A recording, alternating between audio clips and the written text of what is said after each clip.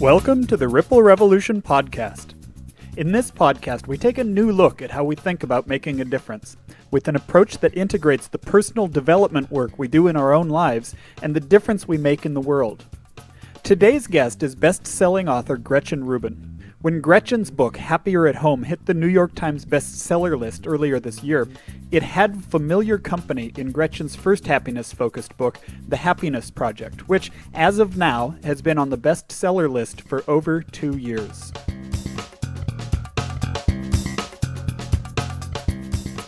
Hello, Gretchen. I am so excited to finally have a chance to talk to you here. We've been on each other's radar screens, so I was trying to figure out how long it's been. When did you start blogging? 2006.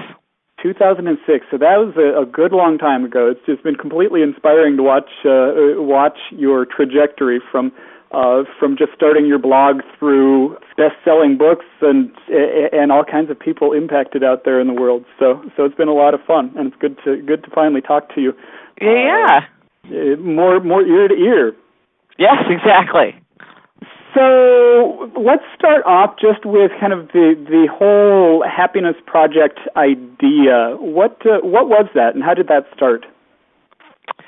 Well, I had this very ordinary experience where I was sitting on a city bus in the pouring rain, and I had one of those rare opportunities for reflection that you don't usually get in everyday life. And I thought, what do I want from life anyway? I thought, I want to be happy. But I realized I didn't spend any time thinking about whether I was happy or how I could be happier. So in a flash, I decided I'm going to have a happiness project. And that was the phrase I used for myself. I ran out the next day to the library, got this giant stack of books, and started to research, can you make yourself happier? What could I do to make myself happier? And at first it was just going to be for me. It was just something that I was doing in my own life. But before long, I realized that it was such rich material and it was so interesting that I wanted to write a book about it. So I wrote The Happiness Project. And then, flash forward a couple of years, I was still thinking and writing all the time about happiness. And I had a similar sort of epiphany experience when I was unloading the dishwasher one day, and I was hit by this crazy wave of homesickness, which was weird because I was standing in the middle of my own home with my family right there. And that got me thinking really about the idea of home and how I had not understood how home is a very it's a lens through which you can look at happiness, because if you're not happy at home, it's very hard to be happy when you're outside of your home. And home includes work and time and body and possessions and neighborhood and family, and it all comes together. So I wanted to go much more deeply into the areas related to home. So that's how I got started on this subject. Excellent. And so it sounds like it was it started off as an interest, and then just realizing it's so deep and pithy that there needed to be more. Yes, exactly. Yeah. When you were starting out, you were talking about wanting to focus on ordinary happiness, which I thought was an interesting way of thinking about that. So what is that, and why did you make that distinction as you were starting out? Well, I think in my mind, there's happiness, unhappiness, and depression. And sometimes people think of depression as being sort of extreme unhappiness. And I think for many people, it's really quite different. It's really its own separate category and is a very grave situation, needs all kind of expert attention. So I wanted to be clear that I wasn't talking about, I've since actually heard from a lot of people who do suffer from depression who find this helpful, but I don't feel like that's what I'm aiming at. I was aiming at just the ordinary experience of life. And what I found for myself, certainly, and this seems to be true of a lot of people, is there's a lot of people, and they may be pretty happy already, where once you really focus on it and think about it and use mindfulness to think about your everyday experience, there's a lot of low-hanging fruit. There's a lot of things that you can do without a lot of time, energy, or money that can really make quite a significant difference. But you have to have the thought that you're going to try to find what those things are and then pursue them. And, I love radical happiness projects like Elizabeth Gilbert moving to India and Thoreau moving to Walden Pond. And, I love reading about that. But I'm not very adventurous. That kind of thing does not appeal to me personally. Plus, I have my work, I have 2 kids, I have all my responsibilities. Even if I wanted to go do something like that, I really wouldn't be able to. So I needed to focus, and I wanted to focus on just the ordinary day, just everyday life. And just what the common experience of mankind is and what you could do. I think you can learn a lot by looking at sort of extreme examples, but then I think, there's also a lot to be done by just thinking about what's sort of the ordinary. Right. And I think that's one of the things that I've found so powerful about what you've done over these last few years with these 2 books is it's really not about you've got to make these basically create this dramatic new life where you go, wow, where did this come from? It really happens right in the here and now of where you are. Yes. Yeah, and I think, and funnily enough, I think when you get a better handle on your everyday life, I think that a lot of times allows people to make bigger changes. Somebody said to me, I cleaned out my fridge and now I feel like I can change careers. There's sometimes just getting better control over the little things in your life, that makes you feel more free to make bigger changes. Especially weirdly, I've been very struck by this over and over again, is there's a weird connection for a lot of people between outer order and inner calm and inner creativity. And if you feel like, a lot of people say they clean their closets and then all of a sudden they feel like they have so much more space and energy to think and to take risks and to try new things. There's just something about unburdening yourself of a lot of clutter and chaos in your stuff that makes you feel more in control of what's in your mind. Absolutely. And that's one of the things, it sounds like, just with the Happier at Home, that the home base is really where it all starts. Yeah, and I think for a lot of people, it can be. We have all these high expectations for our home. We want it to be a place of privacy, but also a place of engagement, and we want it to make us feel safe, but we also want it to help us take risks, and we want it to be calming, but we also want it to be a place that energizes us. So we have all of these desires that we want from home, but then for a lot of people, and certainly for me, it's kind of an afterthought, or you just sort of, you do a lot of things by default or just out of habit or just automatically, and don't think about, well, what are some of the changes that I can make? For example, one of the things that I did that was surprisingly fun and really helpful was to cultivate a shrine, which means just create places of super engagement in your home. So I love children's literature, love it. And I read it as a child, I read it as an adult. And so I had all these works of children's literature, but they were here and they were there and, some on the floor. There was no particular organization to it. So I made a place in my apartment where it's a special area. All the children's books are there, alphabetized with my little mementos of children's literature, like my Gryffindor banner that a friend bought me, and my old cricket magazines from when I was a child.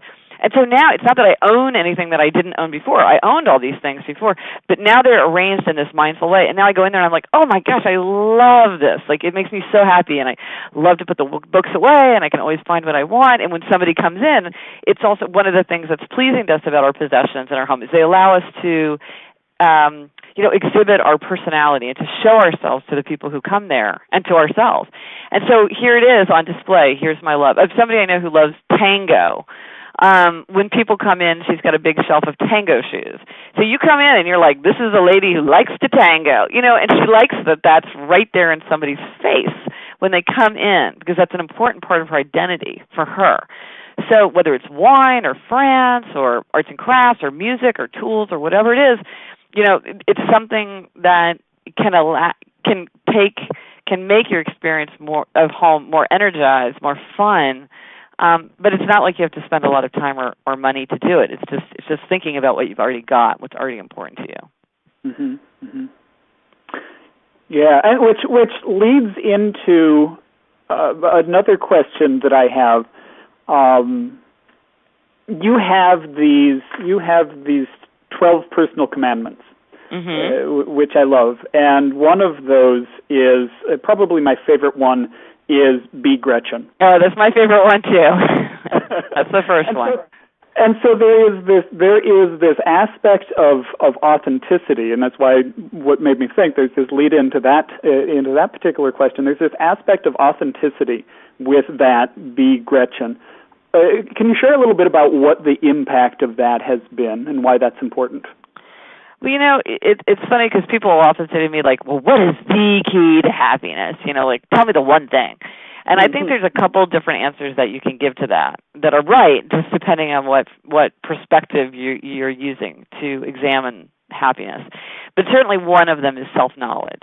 You could say self-knowledge is the key to happiness, because we can be happy only if our lives are based on the foundation of our own nature, our own interests, our own values. And the more I've done to bring my life into harmony with my own nature, my own values, my own true interests, the happier I get. And you think, well, what could be easier than to know yourself? You hang out with yourself all day long. But it's hard. It's hard to know yourself. I think this is the great challenge of life.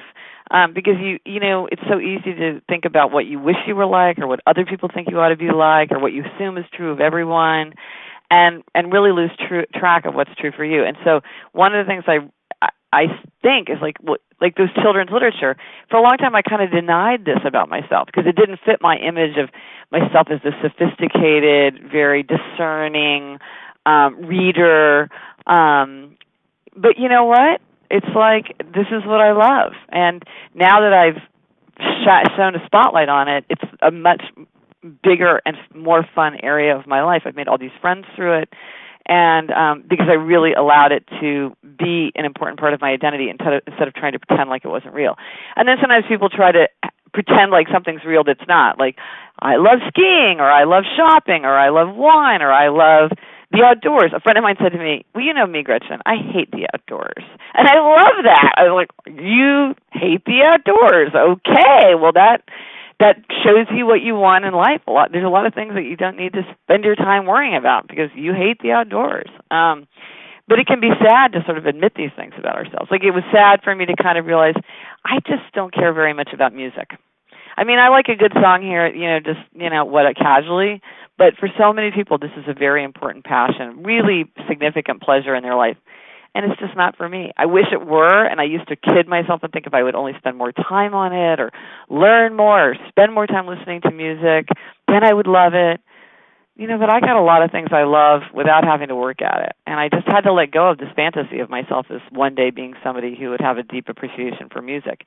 And then I have more time for the things that are important to me, because I don't have to pretend like I want to spend time fussing with music. So it can be sad, but it's also a huge relief, and it also lets you spend more time on the things that you like. But and there's a paradox there, though, because on the one hand you want to accept yourself, but then on the other hand you want to expect more from yourself. And so one of the big challenges for me always is I want to be Gretchen, I want to accept myself, but I also don't want to accept sometimes my limits. I want to push myself to be better and to expect more from myself. And sometimes it's not easy to tell what's something that's within your nature and something that just is not within your nature. It can be tricky sometimes to figure that out. Have you learned any tips as far as how to approach that paradox management? Well, one thing that's, funnily enough, that's helpful in a lot of situations, surprisingly, is to think of yourself in the third person. So to say to yourself, okay, like I was very scared of driving. I hate to drive. I'm just like I'm a very scared driver, like long story. But anyway, and for Happier at Home, that book, I was thinking, should I have one of my resolutions be to get over this fear of driving? And I was like, well, is it just part of who I am that I really don't like to drive and I should just let it go and not worry about it? Or is this something that I can really expect for myself? And so I was sort of struggling with that. Now, hint, I really wanted to decide that I didn't need to worry about it. That's what I wanted to think, because it was scary. I didn't want to do it. And then one of the questions I asked myself is like, is it reasonable to expect Gretchen to drive? And automatically I'd be like, yes, of course it's reasonable to expect Gretchen to drive. She knows how to drive. She's a perfectly good driver. There's no reason that she should not be driving. So just thinking about yourself in the third person, like, is it reasonable to expect this person to da-da-da-da-da? And then, because it'll reflect a sense of yourself, of what you think is possible for you. And here's another thing that's a really helpful question, is the question to say, choose the bigger life. And that's a helpful question because a lot of times two people could look at a decision and make different decisions because for them, the bigger life, like I know somebody who was trying to decide whether to have a child. Now, and she had this very busy career as a doctor. Now, for some people, choosing a bigger life would mean don't have the baby, and for some people, choosing a bigger life would mean do have the baby. But so it's you who decide, because the phrase bigger life means only what you think it means. So it's a good way of bringing your own values to bear on it. Because if you're like, now this is the bigger life, well, then that tells you something about your values and interests. And if you're like, well, no, that's the bigger life, well, then that tells, what's the bigger life? To go camping or go to Berlin and spend the whole time going to museums? What is the bigger life for you? I think most people would say they know what the bigger life is for them. So that can be helpful as well. Absolutely.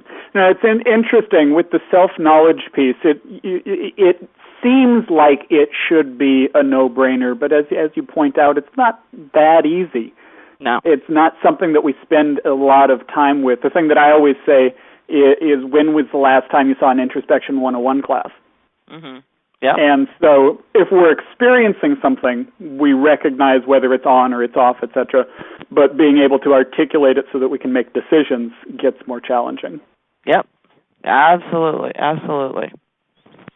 So one of the things I had seen an interview and there was with you, and there was a question about whether there was pressure, that you felt pressure to be happy after all the success of your happiness projects and such. And you said, well, no, not really. I've had the happiness, I've had the unhappiness. It's just kind of the normal human experience, and I haven't really felt like I shouldn't have those. And haven't really felt like I shouldn't have the unhappiness. And I thought that was really important because one of the things that seems to happen, and this is one of the things that I think is the downside of the whole self-help personal development industry, is there's this tendency to kind of paint life as supposed to be this shiny, happy place and nothing but this shiny, happy place. And then so if people feel down or something's going off, they feel like something's wrong. So could you talk a little bit about, in your experience of things, the importance of really accepting the full range of life's experience? You make a very astute point. I mean, one of the things that I think is helpful is to not think about achieving happiness, but to think about being happier. Because achieving happiness suggests that there's like this threshold that you cross, and you're going to cross the finish line, and then everything is going to be different. And how do you stay there 24/7? And is that possible? And I don't think that's possible. I don't even think it would be a good life.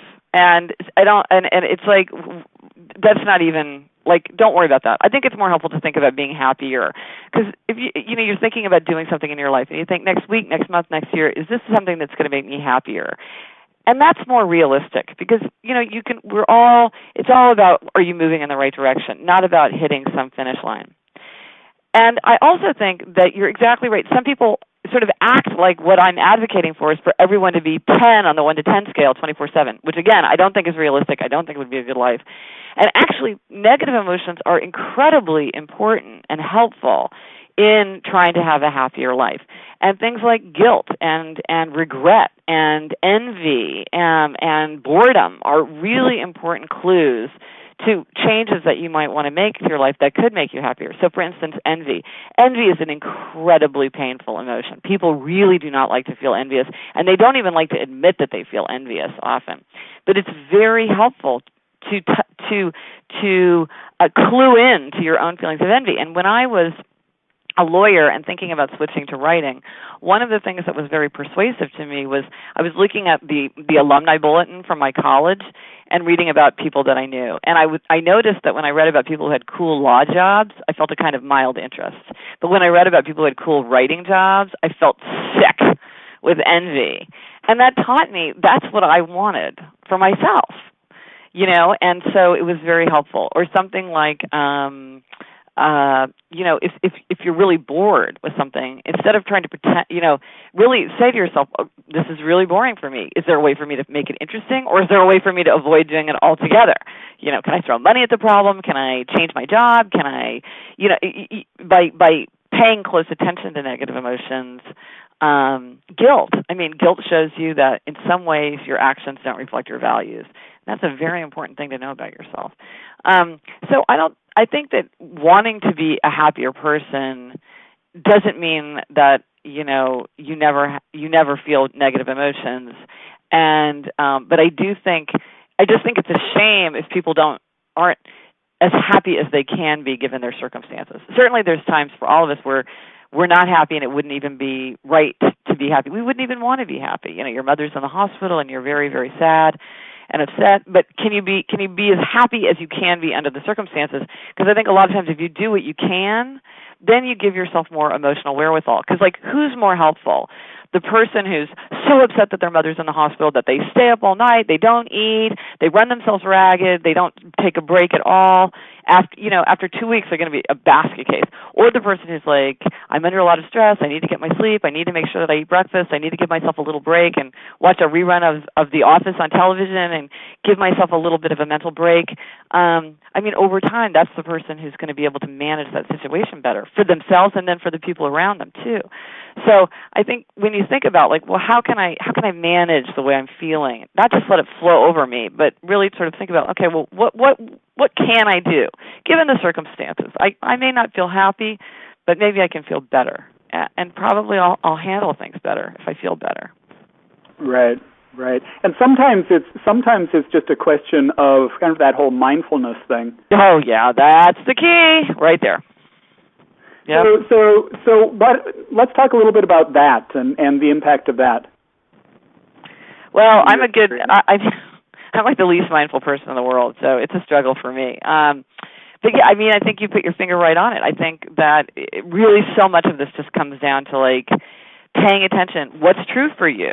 How do you actually feel right now? What's the effect of this on you? Why are you feeling energized, or why are you feeling overwhelmed, or what's happening?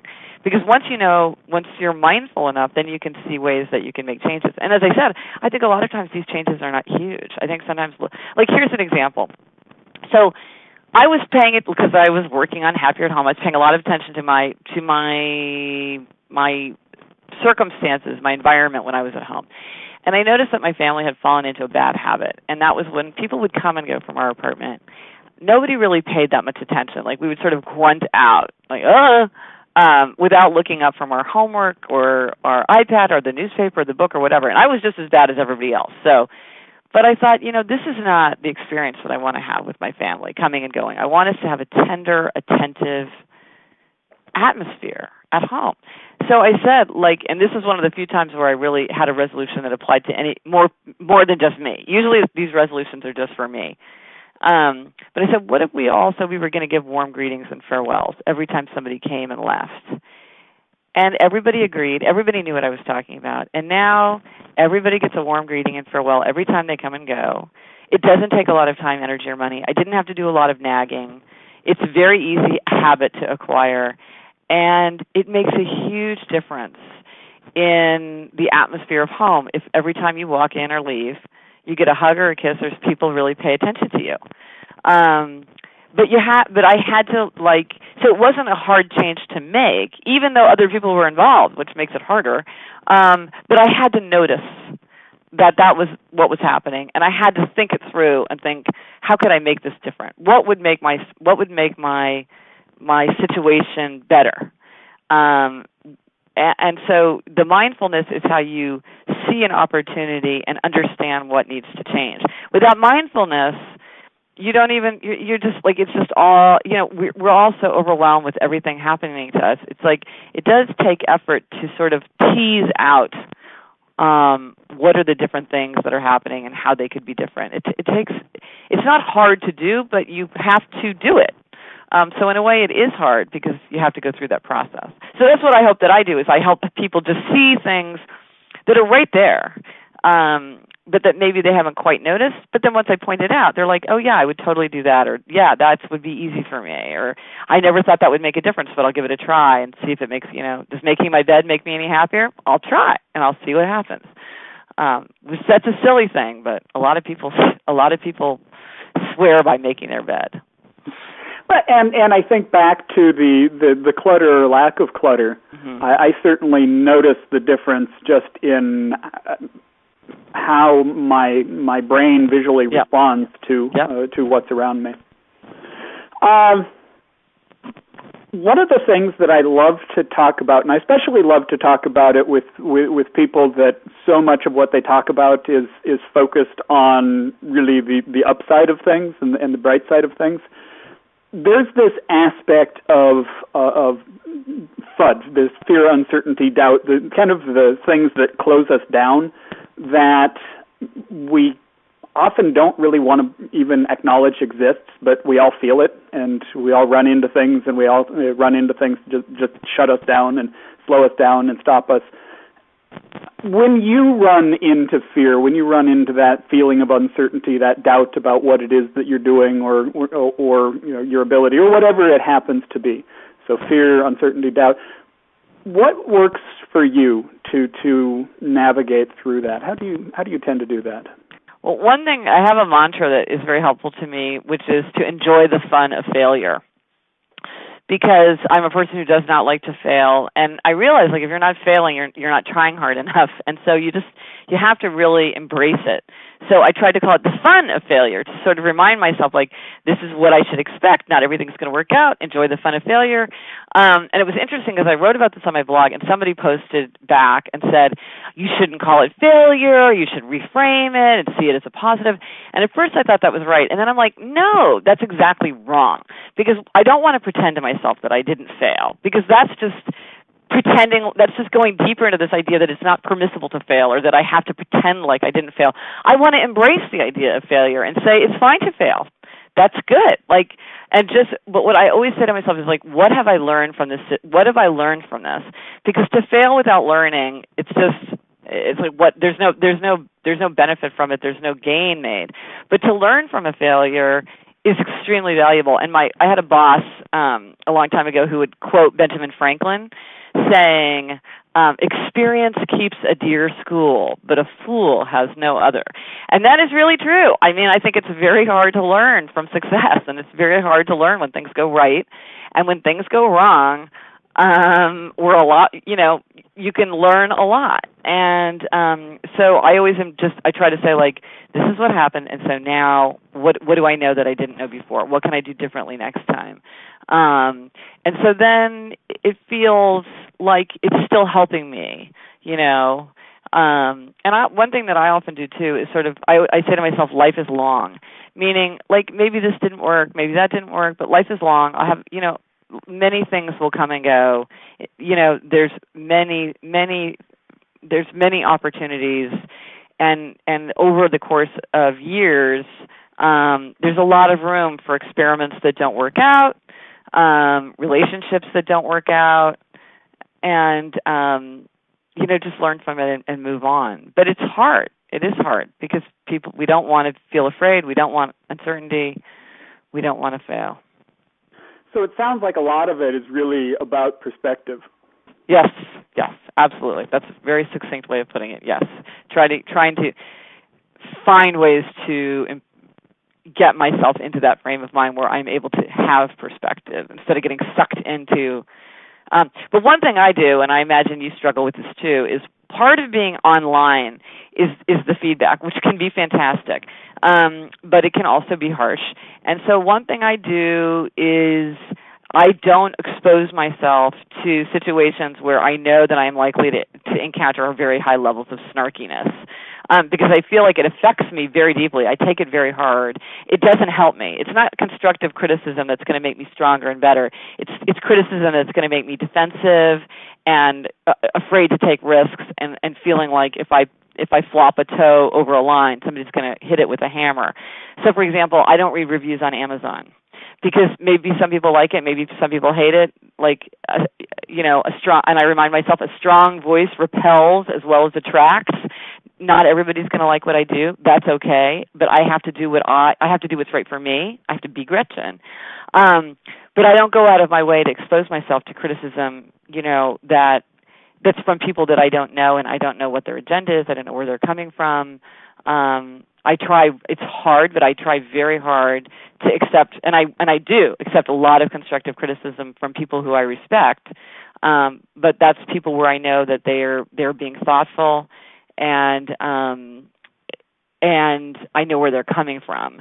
Because I think to just kind of cruise around, like if you're doing something where you might be in a situation where you might get a lot of feedback from people that you don't know exactly where that's coming from, I think it can be really brutal for some people. And it seems like sometimes the people who are the most sensitive to it are the most drawn to it. I mean, I have a friend, I'm like, girl, why are you reading that stuff? Turn it off. Like, it's just going to upset you. And she's like, I just can't help myself. I'm like, well, figure it out. Chain yourself to you just stay out of there. Don't look at that stuff, because it's not making you a stronger, better writer, and it's actually, it's upsetting you. So it's not helping. It's not failure in a good way. It's just it's upsetting to no constructive end, I find. I don't know about you, but that's what I find. And so bringing that to kind of a broader to a broader perspective for writers and non-writers alike, it's really being discerning about what you allow into your brain. Yes, absolutely. So here's something that I've been thinking about a lot for my next book, which is about habits. There's a certain kind of person that I've noticed who's attracted to what I would call potato chip news. So it's news that doesn't have a lot of news value to it. It tends to be very repetitive and redundant. So it's natural disasters, true crime, political punditry, celebrity gossip, where there's a lot of coverage and there's a lot of color. It's often very sensationalized. It's on television. And some people get very, very, very upset by it. Like they'll watch the footage of a natural disaster and they'll be so upset by what's happening. And they're not learning more information because they know the information. They're not being moved to action. So it's not like they're watching it and now they're going out and volunteering. It's like they get sucked into it and they can't get out of it. But often the people, again, who are most attracted to it are the people who are the most upset by it. Like somebody who said, well, I tried to quit smoking, but then Katrina happened. Well, she was completely personally unaffected by Katrina. It was just the idea of Katrina, which she was like spending hours watching, was so upsetting to her that she couldn't quit smoking. Well, I'm like, you need to turn off the television then, and maybe read the newspaper instead of watching it on TV, because people don't tend to read a newspaper for 5 hours, but they will watch CNN for 5 hours. Again, it's manage what's coming in. If you're very deeply upset by things, ask yourself, what am I really gaining out of this? Am I gaining knowledge? Am I being moved to act? Am I just drawn to it in some way that's not healthy for me? I'm not saying that it's wrong to do it. I'm just saying that for a lot of people, it seems to really unsettle them and affect them in ways that are very negative in their own life, but but it's not clear why they're doing it. I remember with the Bernie Madoff scandal, I found myself reading profile after profile of the people who had been affected, and then I realized, I'm not learning anything here, and I'm not doing anything. It's just making me really, really sad and upset. I should take action or do something or turn it off, because it's upsetting me to no end. That it's not going anywhere that's positive. It's just it felt self-indulgent for me. It had become kind of self-indulgent. Yeah, I think that's a really good distinction there of asking the question: is this moving me to action? Am I learning something, or is it simply creating emotion in me, negative emotion in me? Yeah, and one thing to always say is I can read about it instead of watching it on TV, because the thing about reading is always more. It's less emotionally, it doesn't have the same kind of emotional hit, and it tends to be more self-limiting. So if you feel like, well, it's really important to me to keep up with everything that's happening, we'll say, okay, well, I'm going to read about it in the newspaper. Or I'm going to watch a half an hour of television, but to find some way to limit it so that it doesn't just take over your life. I mean, I saw a comment where somebody was like, I was so worried about the outcome of the election that I ate half a pan of peanut butter brownies. Well, there's just no connection between those things. This person had worked themselves into such a frenzy that they lost self-control in a way that was very unhelpful for them, clearly, and that bothered them because they mentioned it. But it's like, why? It's clearly this is not good for you, and yet, and how much are you learning about the election or about the issues from what you're watching? I would say probably not a lot. So read it in the newspaper. You'll be very educated. You'll know everything you want to know, but you won't have that emotional hit that can be very unsettling. Yeah, and you have a lot more control over how much you take in. Yes, absolutely, because we just don't binge. We don't go into that bad trance with reading as much, where you just sit there kind of with your mouth open, late into the night, too tired to turn it off. I mean, the bad trance. Beware. That's mindfulness. Beware of the bad trance. If you are too tired to do anything except watch TV, go to bed. And that's actually pretty significant advice. I mean, I'm just on this campaign to try to help people go to bed earlier. I mean, there's true night people. But one of the ways you know if you're a true night person is, are you energetic and creative and working? I mean, I have a friend who's a novelist. She's like, 2 o'clock, I'm at my best. That's when I'm productive. I'm creative. I'm so energized. I'm so focused. That's a true night person. But I think there's a lot of people, at least among my friends, they say they're night people because they stay up late. But if they, for some reason, they have an occasion, like they just have to go to bed earlier, or like they lie down next to their child when they're putting them to bed, they fall asleep right away. So it's not like they're jacking themselves up to stay awake because they like being awake, they like the leisure, or they enjoy whatever they're doing, but they would actually go to sleep. A true night person can't go to sleep. A true night person is wide awake and getting stuff done. But the slack-jawed Law and Order rerun, falling asleep in front of the television, put on your PJs, go to bed. Time better used. Yeah. So the last question. We were talking about, you created your own happiness project, and you talk about how other people can create their own happiness project. What tips do you have? So somebody out there is listening to this, and they say, "Wow, you know what? That sounds like a really cool idea to start bringing some of that, more of that into my life and exploring that." What tips do you have for people for getting started with their own happiness project? Well, one thing I would say is that when you're trying to think of changes that you want to make, it's very helpful to be very concrete.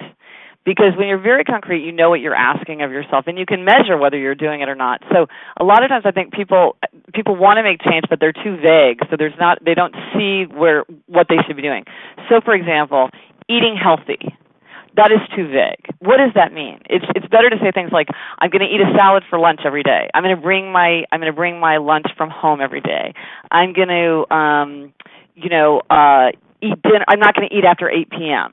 I'm going to eat 5 servings of vegetables every day, or whatever you would think would be eating healthy. Spell it out and then keep track. That's another thing, is say to yourself, okay, I'm going to do this. Make a chart or use an app or whatever works for you in terms of just saying, like, are you actually doing that? So you want to make it very concrete. You want to have some kind of accountability. So something like, I want to get more joy out of life. Well, that's so abstract as to be meaningless. What would give you, I want to start a book group. I want to watch a classic movie every Sunday night on television. I want to cook every Saturday night. I want to play with my dog in my backyard every night when I come home from work. Whatever, like, what would actually help you get more joy out of life? Like, put it into very concrete terms, and then say to yourself, okay, I said that I was going to rent a classic movie every Sunday night. Am I doing it? Okay, a month has gone by. Have I seen 4 classic movies? Yes or no? And if time goes by and you're unable to keep it, then you need to figure out, like, well, do I need another form of external accountability, which is very important for a lot of people, or is this, for some reason, this doesn't work, and I need to think of a different resolution to achieve my goal? and this comes back again to this idea of self-knowledge, it's really important to be very true to yourself when you're trying to figure out what resolutions to make, because they really have to be what's right for you. So say something like exercise. A lot of people will say to me like, "Oh, I need to exercise. I'm going to start running in the morning before I go to work." And then I say, "Well, okay, are you a night person or a morning person? Do you want more solitude or would you like more time with friends? Do you like music? Do you like to be outside? Are you very put off by bad weather?" Because you think if a person who is craved for to have more time with friends, who hates the cold, who's very worried about slipping and sliding because they broke their hip 10 years ago, and is a night person, like, you're not going to go running in the morning. Like, don't kid yourself. It's not going to happen. Like, you need to go to a class after work with your best friend, and, when it's inside, and, so I think people sometimes don't spend enough time thinking about the match. How can they do the resolution in a way that matches their temperament and their interests? You hear about a friend who has a great Pilates class, and you're like, okay, I'll do it. It's like, well, think about it for a minute. Is this the right approach for you? It might be great, but maybe something else would work better. Because it's great to catch a goal or a habit from someone else, and that can often happen and be very exciting and terrific. But then sometimes we try to adopt things that aren't right for us, and then we get frustrated when we can't do it.